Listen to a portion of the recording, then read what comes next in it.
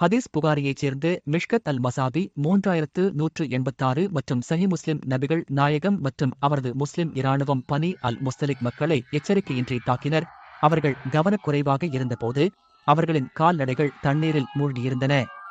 போரிட்ட ஆண்கள் கொல்லப்பட்டனர். அவர்களின் பெண்களும் குழந்தைகளும் கைதிகளாக கொண்டு செல்லப்பட்டனர். முஸ்லிம்கள் பெண்களை தங்களுடன் உடலுறவு கொள்ள கட்டாயப்படுத்தினர். அதனால் அவர்கள் விந்துவை வெளியே பிரிக்க திட்டமிட்டனர். இந்த பெண்களை அடிமை சந்தையில் விற்கும் நோக்கத்தால் இது தூண்டப்படுகிறது. அங்கு அவர்கள் கர்ப்பமாக இருந்தால் அவர்களின் மதிப்பு குறையும். அவர்கள் நபிகள் நாயகத்திடம் ஆலோசனை கேட்கச் சென்றனர். முஹம்மது பதிலளித்தார், நீங்கள் செய்தாலும் செய்யாவிட்டாலும் பரவாயில்லை, ஏனென்றால் மறுமை நாள் வரை பிறக்கப் போகும் ஒவ்வொரு ஆத்துமாவும் பிறக்கும். போரில் பிடிபட்ட பெண்களை பாலியல் பலாத்காரம் செய்வதை நபிகள் நாயகம் தடை செய்யவில்லை என்பதை கவனியுங்கள். மாறாக அல்லாஹ் எதையாவது படைக்க எண்ணும் போது அதை யாராலும் தடுக்க முடியாது என்று அவர் சுட்டிக்காட்டினார். இதன் பொருள் அவர் கட்டாய கருவூட்டலை ஆதரித்தார்.